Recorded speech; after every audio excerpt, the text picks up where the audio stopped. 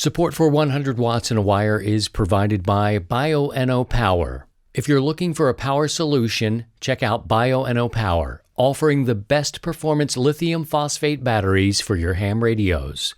Visit bioennopower.com. That's BIOENNOPOWER.com, or contact dealers nationwide. And ICOM, contest remotely or from the comfort of your own home. ICOM has the perfect base station.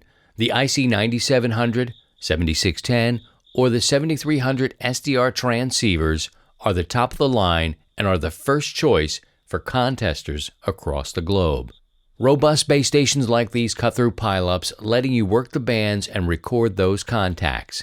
Stay connected and keep your competitive contesting edge. Visit icomamerica.com/amateur for more information on all ICOM radios. And now, from Grid Square Echo Mike 48, this is 100 Watts and a Wire. Hey. Good evening to you. Welcome to episode 313. We're talking about waiting for your call sign, but there's so much more to talk about. Good evening to you if you're watching us live doing the live stream. Hello whenever you're listening to the podcast going out. My name is Christian. My call sign is Kilo Zero Sierra Tango Hotel. Happy to be with you here tonight. Children around, family around, wash machine happening. You're going to hear a song being played to let the humans know your laundry's done. Actually had to cut off the dryer because of the heat. It was putting out so much heat and all that rigmarole. But welcome. Thanks for stopping by. We record this, stream it out live on Sunday evening now, 7 o'clock Central Time. You're welcome to join us here. We've got a live chat going. And also, you can listen and subscribe to the podcast. Take it with you wherever you like to be. So much going on. I need to talk about it real quick. I would like to thank ICOM for being a sponsor since the beginning of 100 Watts and a Wire. On Friday, I decided I was going to end that sponsorship deal. No hard feelings, no strange whatever. It just felt like, as Neil Young says, comes a time. So thank you to them, especially Aaron in the office in Seattle, who's always taken care of us as we've gone through the years with whatever it may be. I appreciate ICOM and still love the gear. Another change in my life could be, I better not bring up Sidecar Steve right now. They'll be like, no, you can't take this, you son of a... Somebody told me today, Steve, they would come watch the show if I could guarantee that you would be on it. And I was like, really? Ain't that a mess? Here goes. I'm like, okay, all right. Well, if he's not putting out a fire, we can expect to see Steve, Sidecar Steve. Good evening to you, sir. Well, good evening, Christian. What's going on way out where you are? We have had these weeks, crazy town weeks, like, where am I it's kind been of weeks? Work-wise, it's been crazy town, and but the weekend's been great. It's been the weather's kind of cooled off a bit. We had some rain Friday, which kind of made it nice. Got about 0.36 inches of rain, so that was a nice little slow soaker, and cleared out all the smoke. And other than that, it's been a real good weekend. Got to spend a little time on the radio and chasing some stations, and the European DX or European contest was on this weekend, so it was a good opportunity to work a lot of European stations. Good so deal. It was good to see the activity. Saying hello to Ray. He's Whiskey 3 Oscar Yankee. You're 5'9", coming into 100 Watts and a Wire tonight. Charles is here. Good evening, Charles. He's Kilo Delta 8 Echo Foxtrot Quebec, looking at the meter. 5'9". 5'9". Don is here. Don is here tonight. He's Kilo Charlie 0 Delta Whiskey Zulu. Don, you're 5'9". You're 5'9". I got to tell you, I was chasing. Let me just see if this will work. This is where I am. This is what I do when Route 66 comes around, if I can get it in there. Oh, man. So I write out all these things, and then I checked a few off. I got a little obsessed last night. I got a little obsessed, and I'm and there's a couple in Missouri, and this dude, I don't know how he's so loud, but I'm like, he's not going to hear me. He's just not going to hear me, and I'm not even sure what. I think it's M or N. N. I think I worked N as Missouri, I guess, and it was on 80 meters. And I was like, I am pulling him down, and I'm dragging him across this guy's forehead because I tried on 40, and I know I was just jumping over him. Oh, we also have a net. We have a net going on tonight. There he is. Uncle Paul is in the studio in Toms River, New Jersey. I think we have his. There he is. There he is. He's like, hey, where am I? We are going... We're running parallel to our Sunday evening HF net. You're welcome to join him there as well. Uncle Paul is, let's check the frequency, 7219. 72. He's drinking scotch. So in about 15 minutes, things are going to get saucy. It's going to get really spicy. But cheers to everyone here. I've got these cups my wife likes, these tall glasses. I like these little ones that are much smaller. But anyway, having wine, and so cheers to everybody. Cheers. Just got the old seltzer water. So I'm going to spot up Uncle. Talk about Route 66 a little bit and what you were chasing. Steve, did you work any? Yeah, I worked 4 so far. Just only on 20. I haven't shot anywhere else. So I don't have a list like you got set up there. I should. I would. A little card. I get confused, man. I'm like, what did you work? Did I need this guy? And it just helps me. It's pretty elementary, but I'm just doing it to show myself, like, oh yeah, you need that one, or you got that one. You got that one, and the one that I got a kick out on, I listened to him for a while. He's a machine. He was just an absolute machine. Is the one out of New Mexico.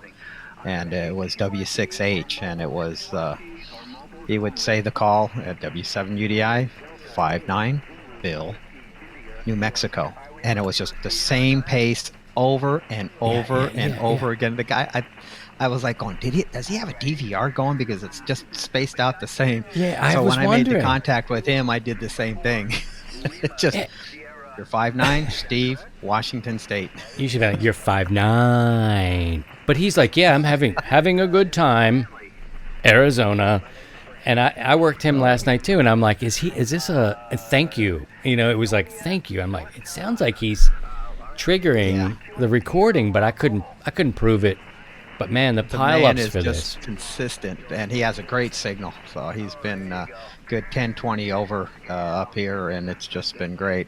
The operators have been fun. It just all the different styles, and just to get a hold of them. And I got the guy in Illinois just a little while ago, and he got to give me the full rundown on his QSL information, which was pretty comical, but I enjoyed it.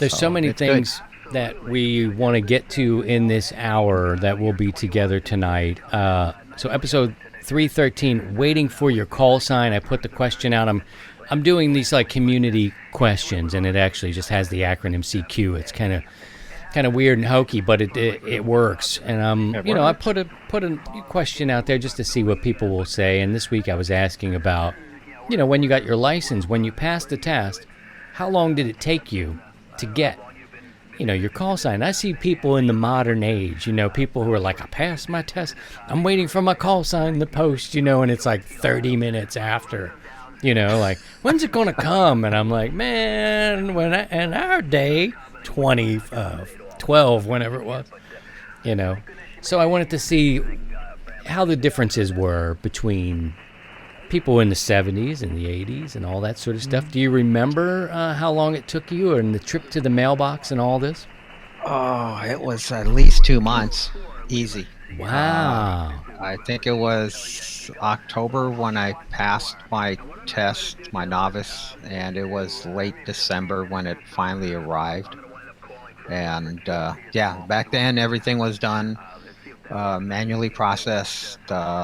The paperwork was mailed to the FCC, and then it took them a couple of weeks to process it or do whatever they had to do, and then it took the snail mail to come back, and it it took a while. So I think it was about 6 to 8 weeks, if I remember right. But we're talking 1976. And Yeah. nowadays, it's if it's like a week or something, that's running behind. I know last year during COVID and all that other, during the shutdown and everything, that went a lot longer. So it made it tough for brand new licensees because they're waiting for their call. Obviously, when you upgrade, you can automatically start using your privileges with the slant AG or AE, depending on which test you passed and where you're operating. So it's been kind of streamlined a little bit over the years. Oh, for sure. And it took about 2 weeks. I'm just getting the frequency to post up here on the screen. So our friends who are maybe watching our stream right now will get to see where Paul is. Let me move it there. There we go. There he goes. 7219, 100 watts and a wire net. And then Steve ends up running for a little bit. And I tell you, Steve, while I'm here tonight, I'm going to pull my log up. If I see one of these Route 66 pop up, I'm going after it.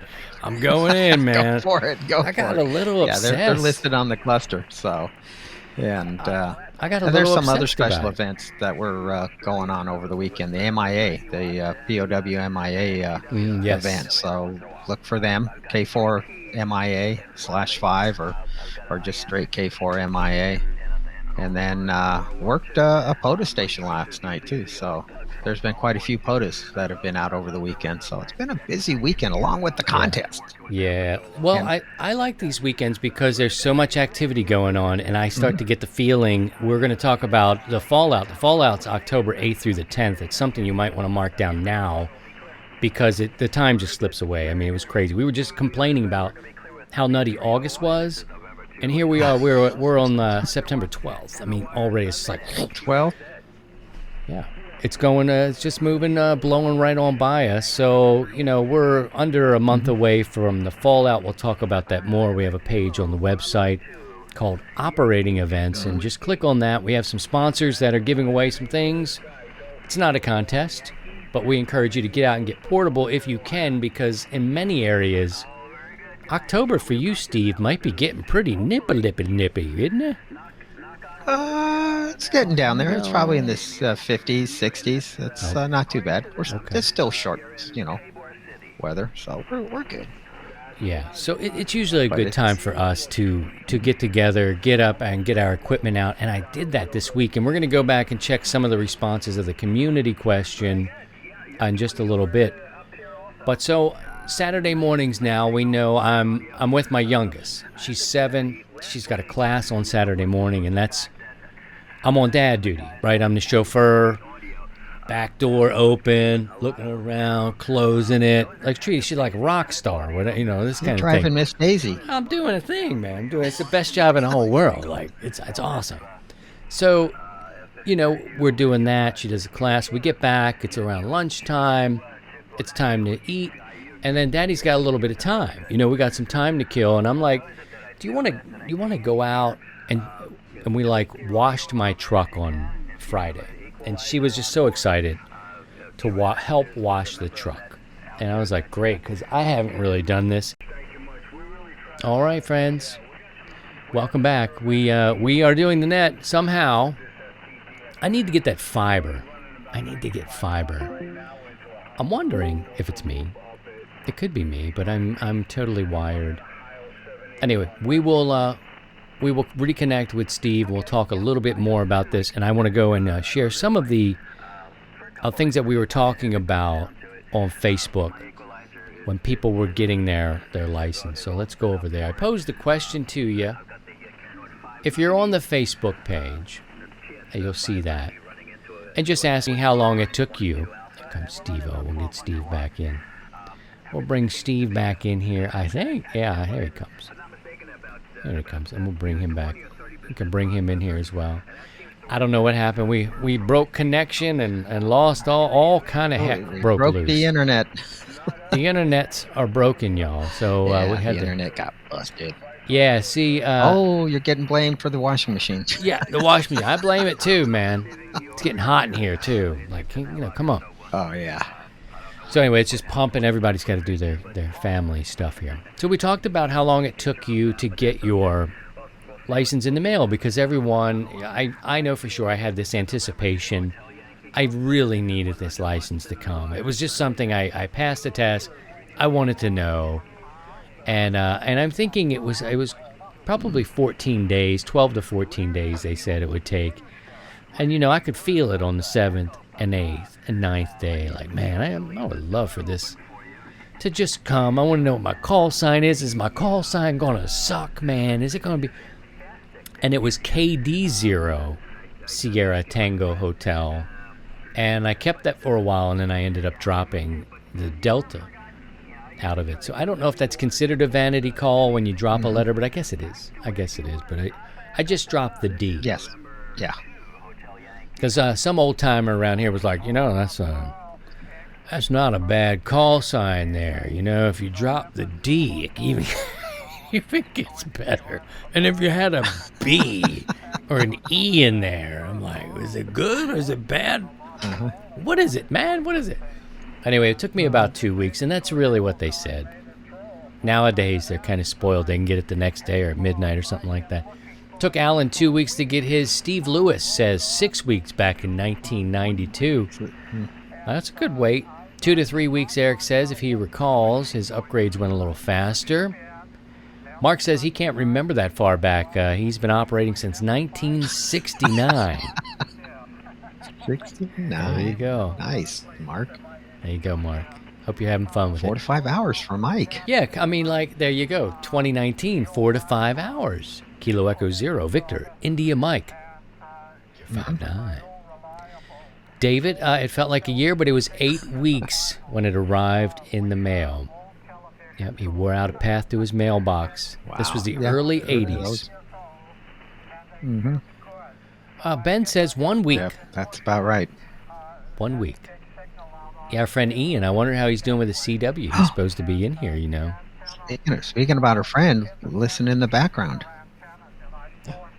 Oh, we gotta go. Mr. Phil. Sorry, guys.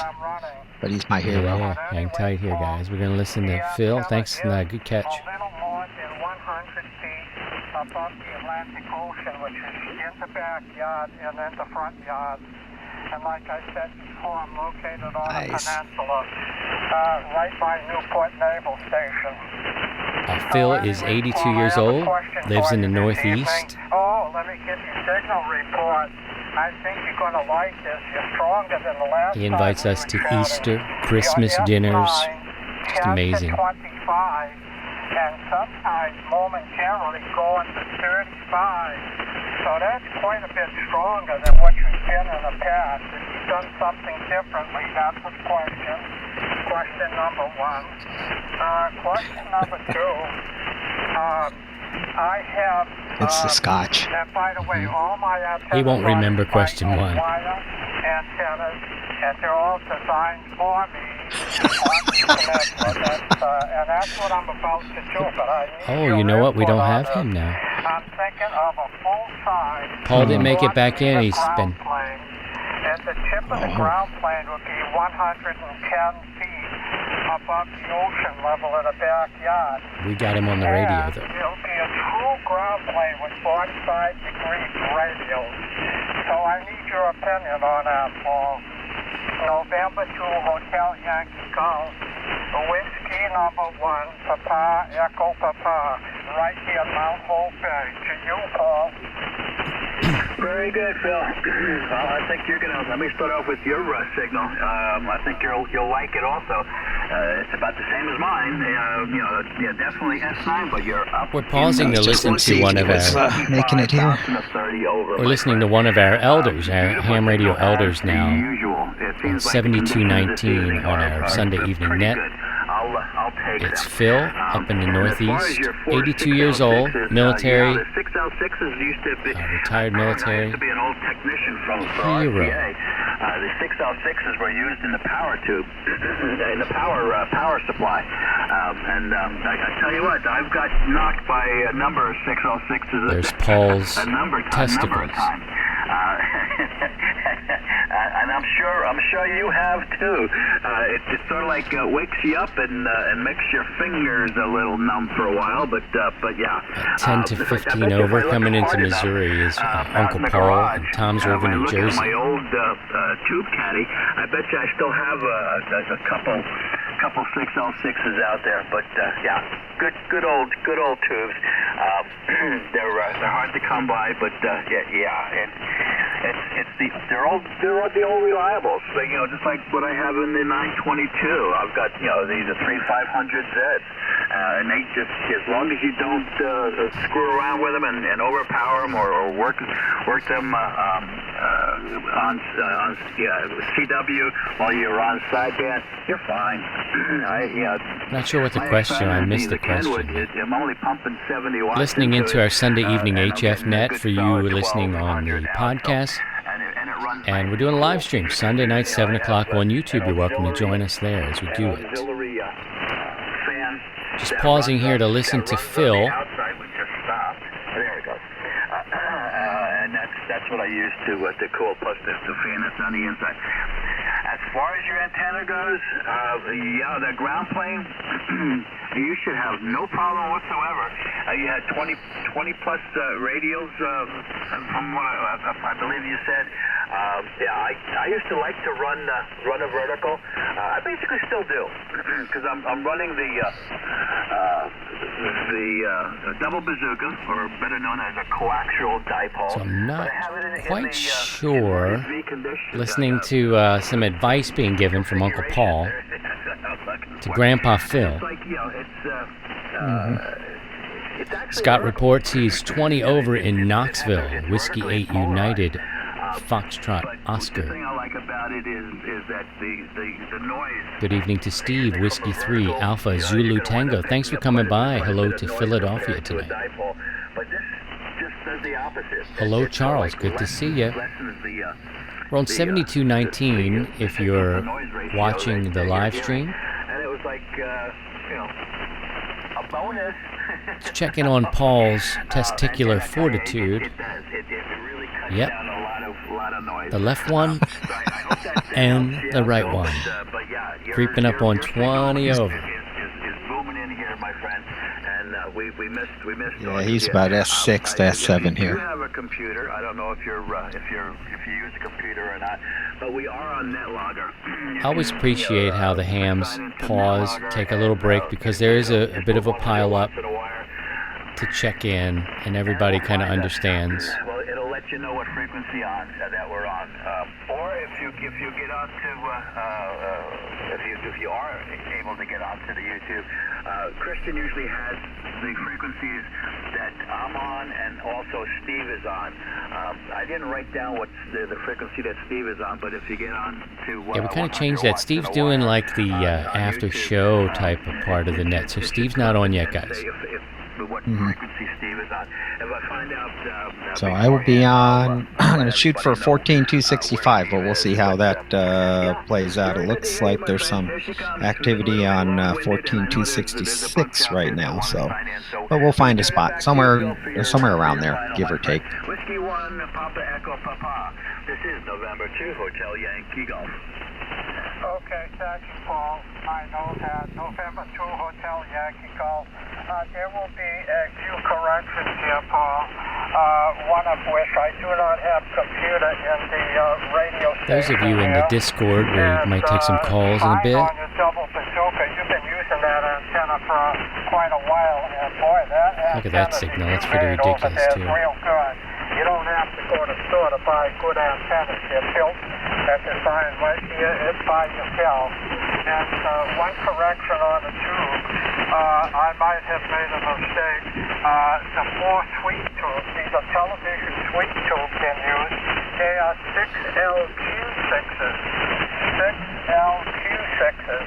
And they were the old television sweep tubes that I'm using here this evening. So, another part is what my plan is for a real ground plane, Paul. Don't forget, this thing is going to be more than 100 feet above the ocean here. And it's going to be sloping radials. They will be well above ground. I don't know how many tens of feet, 20 or 30 feet above ground, could be 40 feet. I just don't want to talk over him and go on because I'm going to miss him one day. You know, I'm going to miss hearing his voice, so I'm going to yield. So, okay, Paul, thank you for picking me up. And again, you make this 82-year-old guy very happy. So carry on, Paul. Good job. Looking forward to the next QSO. N2 Hotel Yankee Golf, Paul in New Jersey. Whiskey Rod Papa, Echo Papa, Mount Wolfberry. See you later. 7-3, Paul. 7-3, Phil, and we thank you for stopping by tonight and taking and persevering, getting it to 100 watts in a wire. But yeah, Wonderful to hear him. Let me get off my logger there, and we can look at some of the. I just lost. We just lost Steve-O again. I'm going to continue on as we should, but thank you guys for just yielding to an 82, 83-year-old man who tries to check in every Sunday. And generally has a great signal. Half of his antenna was up in the winter, half of it was down, and he was still making it in. He has a firefighter neighbor across the street who helped him put it back up. So looking at some of your other answers just to see, 1980, it took 2 months to get your license in the mail, to get your call sign in the mail. 6 weeks, Aura says. In 1961, it took 6 weeks.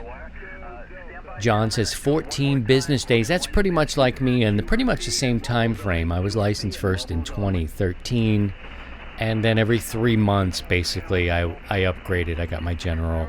Gave myself 6 months to study for the extra, and I think not 6 months, 6 weeks. I think I took 4 weeks, and went and took it after that. 1 week in 2020. You see the differences here. J.R. Hill, it depends on which VE you go to. ARRL, 1 week or 2. David said mine was during the government shutdown of 2013. 8 weeks, 2 days, 10 hours, and 12 minutes. It's very specific, David. Joel, 12 days, and my upgrade took 10 days to post. James tested on a Saturday, May 30th, 2015. And this call was assigned on Thursday, June the 4th, 2015. Jack says aced his extra but didn't change his call. So the answer is immediately. John checks in, says 2 weeks. Dan, 5 months. Bob, 16 weeks. It was 1994, and the FCC was changing systems and had gotten behind. They peaked out at 18 weeks. Justin, 6 weeks for his novice ticket back in 1989. Peter, tested in May. And here's the song for the humans. That the wash machine is concluded its process. Okay. Where were we? Tested in May, had to wait for the paper copy to show up in August. Days before an event, I was to work. Paul got his back in the pre-interweb days. He wants to say about a month. Al, 6 weeks in 1969. Jordan, 3 weeks. Paul, another Paul, 14 weeks in 1994. Scott, 2.5 weeks. Jim, about 3 hours, May 2020.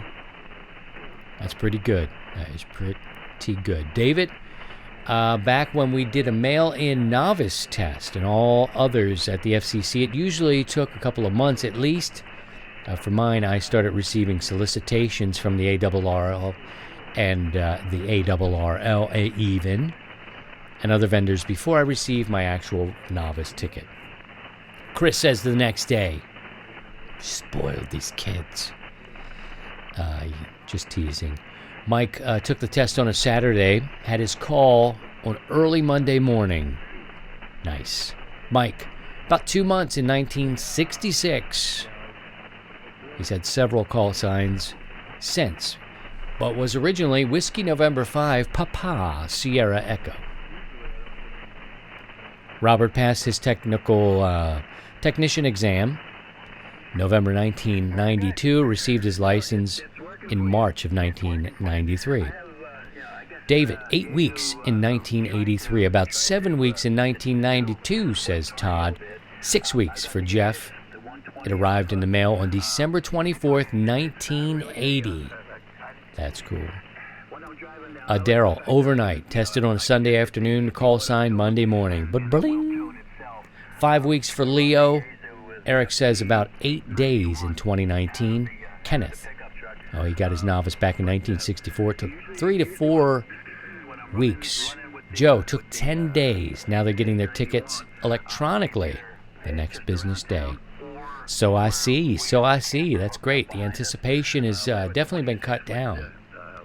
Michael, 13 weeks, took his test in April of 1994. 5 days for David. Carla, the same night as my test. Applied online after the examiner uploaded his info and chose the call. Wow. 2 weeks for David. 11 weeks for William. 6 weeks for Anne in 1979.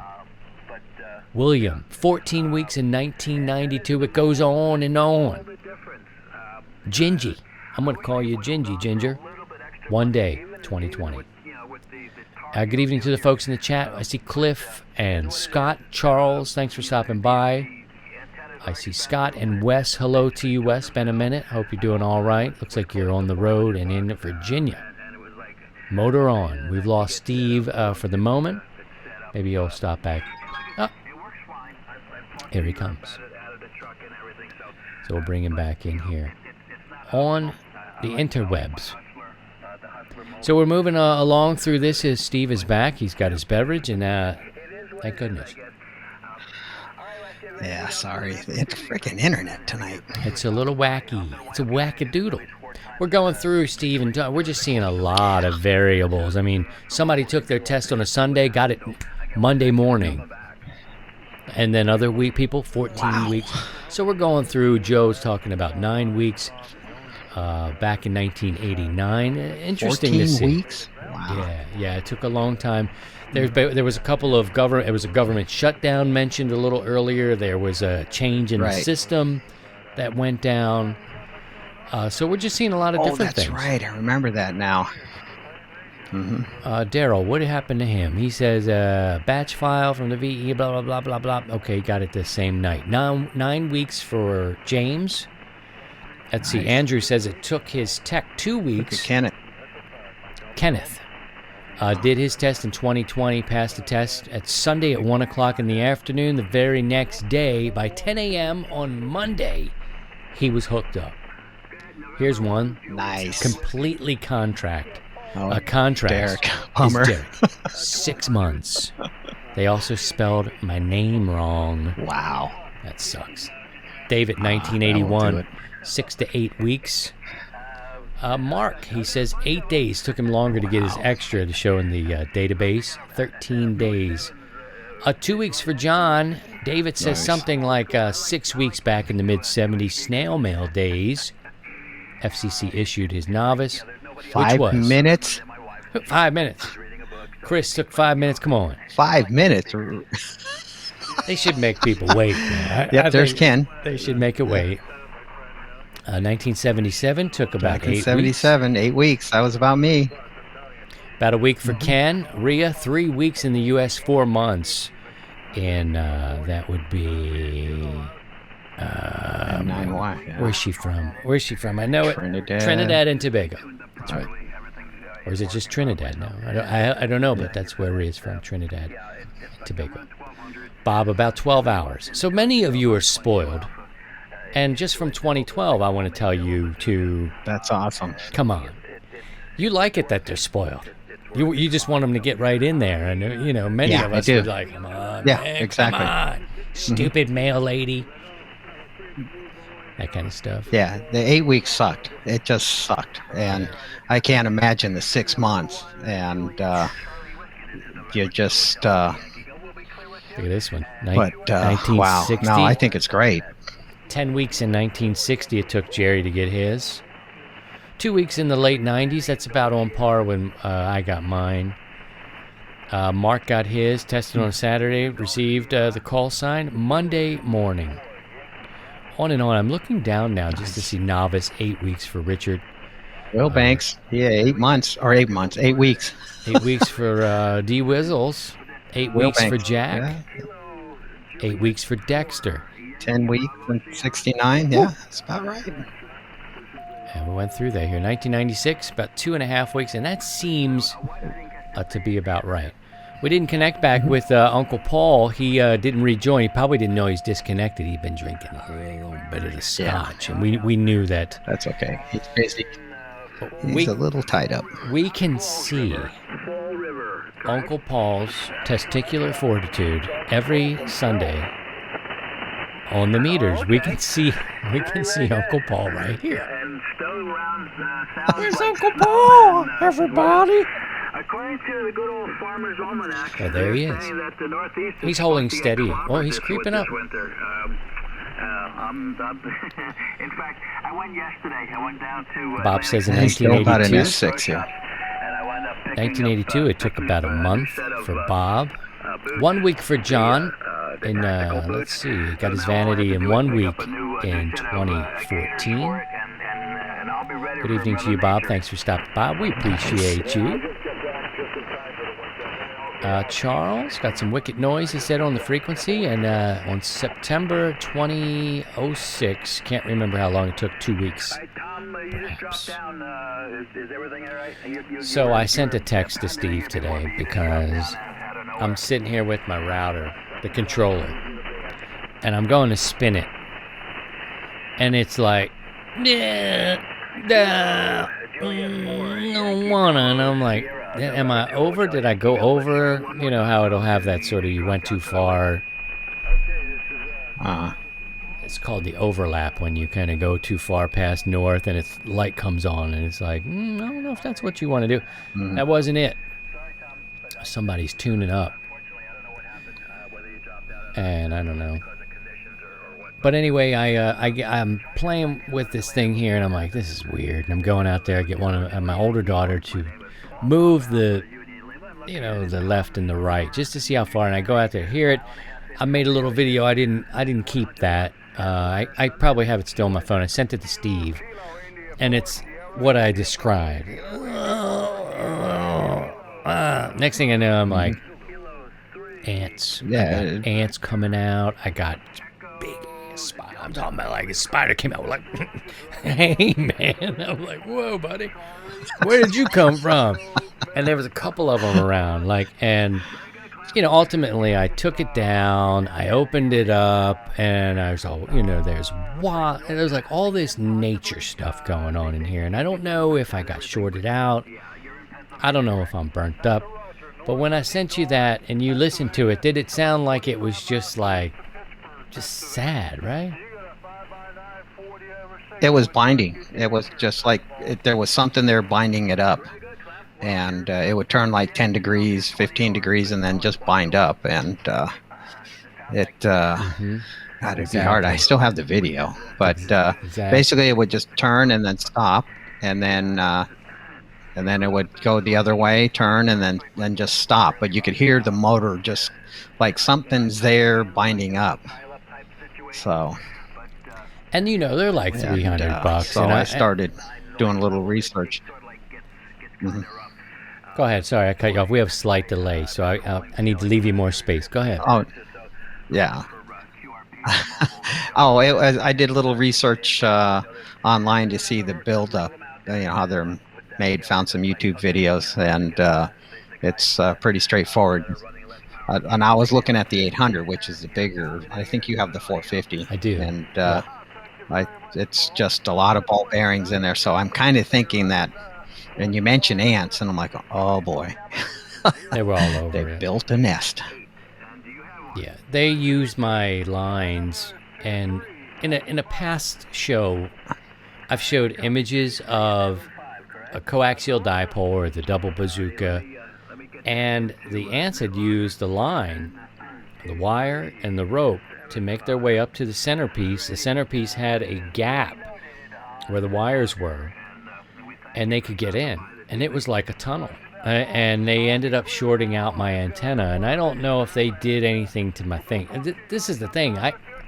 I don't use that hex beam all that much. You know what I mean? So it doesn't seem like it's overused or like burnt up for some reason, because I'm not spinning it around all day and all night. And even if I was, it's built to last in my mind, at least. But sadly, I went up there and ended up taking it down. I took the antenna down. The hex beam is now on the ground, and I'm at that point where I have to decide what I want to do. On our screen here for our friends that are joining us for the live show, I'm showing the meters here, the sexy meters.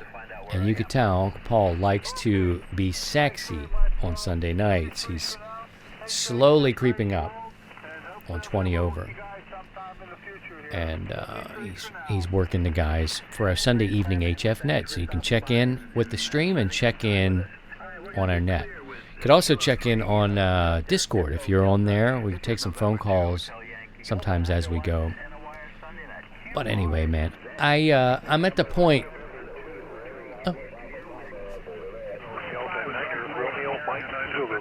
I have a Whiskey 4 Alpha. He's getting Alpha United Victor. Oh, Lord help us. This is one of those days. I don't know why. I think the ants are in here. It's like, stop the stream, resume the stream. What do you want to do? I'm like, I don't know what I want to do. What are you doing? Tell us what you want to do. I am plugged in and everything, man. I'm all high. I'm wired up, wired for sound. Anyway, I did not take the rotor apart, like completely apart. Okay. But there are places in there that you can kind of see up and it's not open. You don't see the guts of it, but I could see the ants making There's their a way. gap. Yeah, they probably made their way in there and set up shop. They're in there and they're going down the rope, just like when they took out my thing. And as I was mentioning before, we were rudely cut off by the powers that be. I don't know who did it, but or what happened to us, frankly. But The ants. it's the ants, man. The ants are like, oh yeah, we got him now. He's not feeling so good now, Mr. Big Boy. But anyhow, the hex beam is so heavy. I've got this galvanized pipe, and you got the rotor at the top. I've got a winch system in place. It's just, it's clunky and cumbersome, and it's probably 5 years old. So I'm kind of at the point now where I'm thinking about trying something different. The hex beam itself has been beat up. I need to take some pictures and remind me, maybe next week we can talk about this some more, and maybe like knowing when it's time to move on from it, because it's banged up. It's been hit by a tree. There was one time I had to take it down and kind of do a repair for it. It could be I could get it fixed. I could put it back up there, but it's harder to manage this hex beam. And I know our friends are going to be like, you could use use like a galvanized aluminum pipes, use something. And I tried. And Steve's known me long enough now. When I originally put this up, we used a galvanized. No, it wasn't galvanized. It was an aluminum pipe. Aluminum stacks, sort of like you would take out in the field to do your portable operations, that kind of stuff. And what happened was I had one pole behind it and one that I wanted to tilt up. And this one would sway. Back in the early days, it would sway, and until you got it up in place. And when I got it straight up, we pulled it to kind of not tie it off, but it connected to this other pole. It actually leaned up this other one. It kind of here like this. And I've changed it since then. But what we did was we bent the aluminum pole when we put this in there. Because of the weight. Yeah, the weight bent it in. It's not a very heavy antenna, but when you get the rotor up there, you got this 20-foot span of hex beam. I've got a galvanized pipe. I've got a winch system, and I'm usually by myself. And if you mess up, it could be a widowmaker, man. Like I know there's heavier things in the world, but one one mistake could lead me to getting clocked. I'd probably be okay. But it is a consideration, you know, and the first time you have a 20-foot wide antenna, you know, coming down, you know, it's hard to navigate. So all these words just meaning like, I may be over the hex beam, Steve. I may be like, I might be ready to try something else. And I don't know if that's natural because you've been doing it for 40 years. Do you go through these phases where you're like, you know, maybe I'll just do something different? Yeah, you do. I mean, it's that how much effort you're going to put into it for, you know, how often do you use it? And you said you don't use it very often. Right. You're not turning it around, and it's just kind of, you know, it's just not working out. I mean, a lot of mast installations I've been seeing when it comes to hex beams, guys are mounting their rotors down low just to eliminate the issue that you've been dealing with Right. all that added weight at the top, and then, you know, lightweight mass aluminum, and then you're by yourself. That's the bigger problem. And so it gets tough, you know. You ask me, I just say, yeah, just throw up a tower and go from there, but that's not in the cards for you. I told my wife today, because she's very practical, and, you know, she's not so close to this where the emotions are like, am I a failure because I couldn't get the head? You know, I've had this thing for 5 years, right? And I've repaired it, I've put it up, I've come up with a different wenching system, like, and it was kind of fun. It's a lot of hard work, and it's a lot of maintenance, and it's a lot of wire. It's about from the centerpiece out to both sides. You're looking at about 20 feet, you know, going out that way. And I feel like I've given it a good shot. I've made contacts. It's not as high as I wanted it to be because it's so freaking heavy. You know, I could have put a third piece of galvanized pipe on there, but you're talking about a winch is like, no, man. Click, click. Oh, no. Like, so, you know, I'm at that 20. point, you should go, you know, I would say go with a tower. That would be my attitude. Man, I would love that. And I told her today because she's very practical. She's like, is it worth it? You know, because I'm like, you know, it's like going to be $300 for this. You know, it's I can't cut to Paul because Paul is out. So I'm just showing his sexy signal that he's got going. Thank you all for your patience tonight. We're jumping around a little bit in the topics and stuff like that, but that's how we do it. And we're talking about hex beams right now because I've got one and I'm considering moving on from it. After all this time, I'm kind of ready, Steve. Anyway, my wife sort of like, is it worth it? You know, the $300, is it worth it to you? Mm-hmm. And I'm like, you know, like in all the things I just described to you, it's harder. Like if Steve lived next door in my neighborhood, we'd hang out. We'd have pizza. There'd be an 80-foot tower. There'd be an 80-foot tower. He'd climb it, and it'd be fine. Like I just bring pizza and beer, and like it's good. But you know, it's mostly like, you know, I'm far enough out in the country where there's not so many people. You know, I think I'm just kind of over the hex beam, and I put in a lot of miles with it too. And I've made some great contacts. Don't get me wrong. It's a really cool antenna. I wish it was higher. I wish it was 35 feet up. You know, then it would be killer. Oh, yeah. It's about 20. The pipe is heavy. And I don't know what I'll do now. I've got an open slot at the moment. I don't know what I do. I kind of miss 17. I will miss 17 on this antenna because I could just 17 and 15. So I got to kind of figure out. I like 15 a little bit, and I like 17 a little bit. So whatever I do next, I want to try to be able to do that. And I can get 15 on 40, right? I just can't dump power into that. I don't know. I'm gonna have to build a double bazooka and 40, and then just run full legal limit on 15, and just see if what we happens. burn it up. I think we burn it Let's up. just go for. If it's a mono band, I think if it's a mono band antenna, you can get that harmonic on 15 meters, but I don't think that you want to put the power in through it. Look, he's already working on the next thing. I thought about an off-center fed dipole too, just to. What you got there, man? No, this is your next antenna right here. What is it? What you got? Uh-oh. Man. Did you freeze Damn up? it. I can hear you. I can hear you. Don't you do it, Internet. Don't you do it. jeez. I paid my money. Do-do-do-do. You're frozen, but I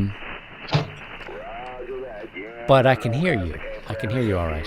Hey, everybody. It's Christian setting up Okay. just a reset. There we go. Okay, you're back up. Let's talk about it. All right. What you got? Boom. Need a new This mic. Okay. is yeah, no, there went the microphone. So this is what I had up for years, and I will send it to you. And it is the Radio Waves Carolina Wyndham. So it's a 80 through 10 off center fed dipole, but it has a vertical radiator. So this kind of this silver or the gray coax that's in front of me is a vertical radiator. It's about 22 feet long. So works great on 17. It's 135 feet long. Just been sitting under my table here for a while. So it's Well, he's already solved my I'll box problem. it up and send it to you. Throw it. Let's see how well it works. This is why Got people nothing to love lose. Sidecar. Sidecar sends people antennas just in the mail, and then I hear about it. And like, hey, that antenna Sidecar sent me, man, is really great. So yeah, then anyway, and then a nice man came and said, "Yeah, just stop doing it." Like, oh, what is happening? I have no idea what in the world is happening tonight. But Oh my God! anyway, It was painful to but watch, you look Scott. great. You look great. So here's the Carolina Wyndham. So it will be just a couple of balance and an inline, and we'll throw it up and see what happens. May as well. I got to start looking at a new tree or whatever, and I'm going to take it down. I think what I'm going to do, and I'm going to move my VHF UHF, which was kind of closer to a tree. Mm-hmm. It was to the left of the hex beam. Had enough space, and it just goes up, and it's a 2-meter 440 vertical type. And I moved that over in its spot today just to give it a clearing, because I have a nice big clearing where the hex beam was. I'm like, I'll just put it over there, and that was a lot of work. But I think now that I've got I've got one of these slots open, I'll try something. And maybe the number one slot will be experimental crap. Like I'll be like, hey, just try it. I'll just miss 15 and 17. I don't really Not play with this on antenna. Not with Not this with this one. I just got to find a place to hang it now. I find the Yeah. right spot. But that's kind of sexy. I even thought about a vertical today. I was like, would I do a vertical? Oh, I never did a vertical. I never. And I should tell you what I did when. This place. It's all over the place, guys. So I tell you, this is just kind of train of thought. A couple hams getting together talking about it. I used a 13-foot vertical antenna. It's called the Alpha Antenna Full Metal Jacket. I meant to tell you earlier, when my daughter, we washed the truck on Friday. She's not as tall as anybody, so she gets up on the top of the truck and she's like, "Daddy, I can see the top of your head. I can see," like she's tripping out that she's got elevation, right? I'll be the lookout. So I'm like, all right, let me move us to the shade. So I drive the truck. We go over under the trees, under the couple pine trees. We're hanging out.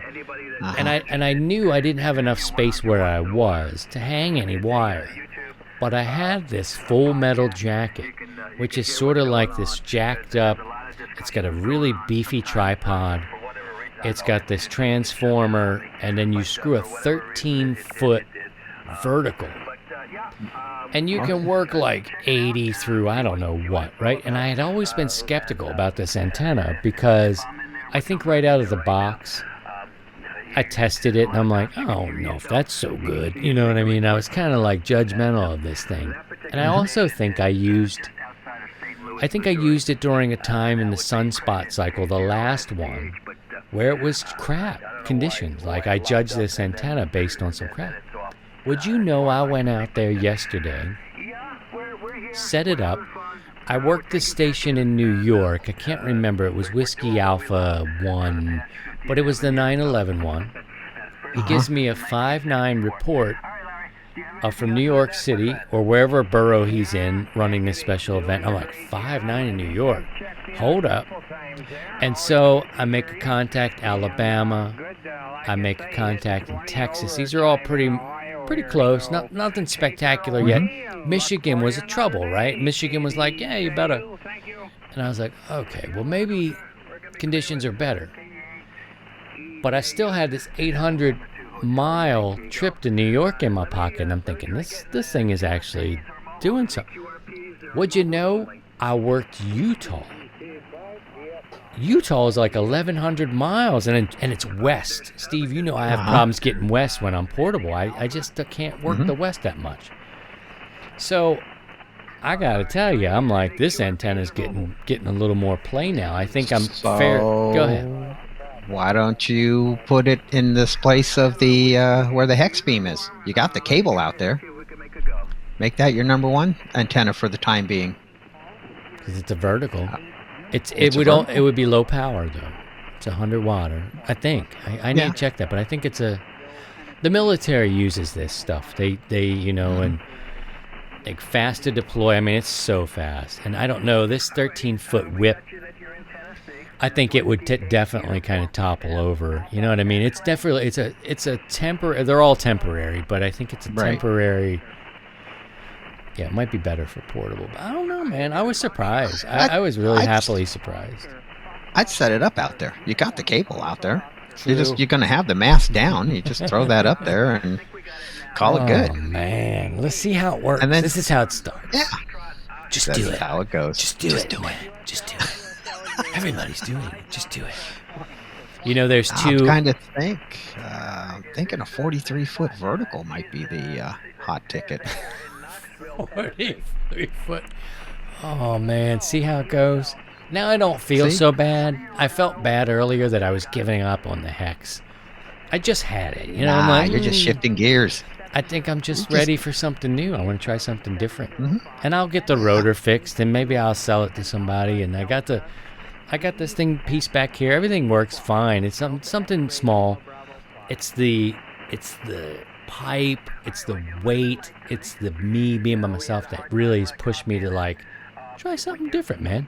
Wire's easy. Wire's cheap. Wire's light. And verticals are easy too. A little more expensive than wire, but are they? It's doable. Yeah, I see. It's doable. Well, let's talk about it next week. Let's talk about like what some options could be. I've never tried a vertical.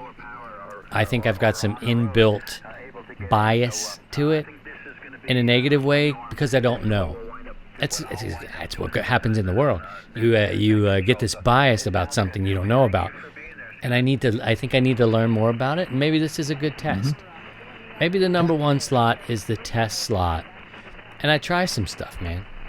Let's do it, Steve. Make it so, number one. Make it so. It's in the number one slot here.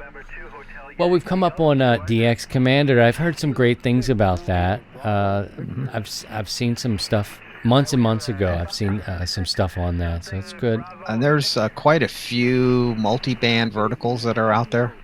The R7, R9 is one. I think that's Cushcraft. And there's the BTV6, which is a high gain.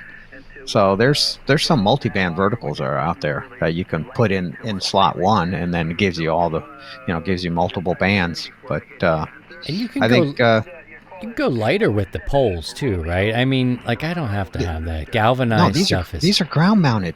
You mount them on the ground. You don't have to elevate them or anything. You don't have to tilt them. None of that. See, you just set it up. You already have the pipe in the ground. You could just put it on top of that pipe there, and but yeah, you're good. You're perfect.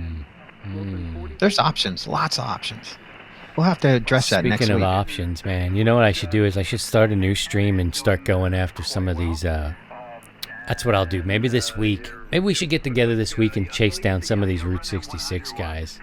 I'm seeing them coming up. I see them coming up. They're popping up. I've got my list. and we're doing okay for the early part. I don't know if it's going to zoom in on it, but I put them on there just to check them off because I'm getting older and I'll forget. And I hate to be the dupe or spend any time calling in this pile up and to be like, oh, got you already, dude. Dummy. So that's a lot going on, man. It was one of those weekends where I was operating this cool little Full Metal Jacket alpha antenna. Shout out to them. That's a Steven, I believe he still owns the company, but I sent him a message yesterday and I'm like, dude, I'm out here with this antenna and it's kind of rocking right now. But I did it because it was so easy to set up. I mean, I'm literally 5-7 minutes. No space. I just needed to get it up there. And my daughter's, king of the world. She's up on Daddy's truck, and I'm like, this is good. I don't even have to go in the sun. I don't have to run wires. I'll just do it. It was going, but there you go. So the hex beam is probably on the way out, y'all, and I'll take some pictures just to show you that it's been beat up here. And I think if Steve had a hex beam, it's really good because the wind goes through them. They're not getting a lot, but they still do take the weather. I mean, they do get beat up. They're made out of fiberglass, and I think I got a really early version of the radio waves. Not that it was bad. It served me well, but it actually got snapped. There was some things that got snapped I had to repair, and I'll and take the fiberglass starts to break down in the UV and everything, and it just, they require maintenance. Even beams, they all require maintenance, and it just all comes down to how badly do you want it, and is the all the effort worth the gain or so it's a big choice. And then just, do you want to spend all your time doing maintenance or you want to spend your time operating? And so we're good to go, and there's plenty of options out there, and that's what's cool. We have all kinds of options. Next week, I think we'll talk about different antennas and what people would put. That's a bag of tricks there, but we could look at some verticals for sure. I don't know much about it, so if you're working a vertical, let me know, and then we'll maybe. This will be my test slot. I think that's what we can do. All right, Steve. I know you got to get busy and you like to take some calls, but maybe I'll tune up and find you and track you down and see how well you sound tonight. Thanks for everybody for coming by. Hello to Jack and Marty. 260. That's what we're looking at so far. All right. Look for, if you're following along the stream, look at 14260 for Steve. He's going to do a post-show net for a little while. Hopefully the band will hold up for you. And I think I'll stop by as well. And maybe another time this week we'll try to stream out and chase some of these Route 66. We can do that together. That might be fun. That'll be fun. Yeah. That'll be a blast. All right. Well, 73, Steve, thanks for all your help. 7-3, Christian. You're welcome. We'll catch up again next week, and I'm going to go to 14260 and hear you kick them. 7-3, everybody. Take care of yourself. Stay safe out there, and we'll catch you again next Sunday, 7 o'clock here for 100 Watts in a Wire. See you later. To join the 100 Watts in a Wire community, visit 100wattsindawire.com.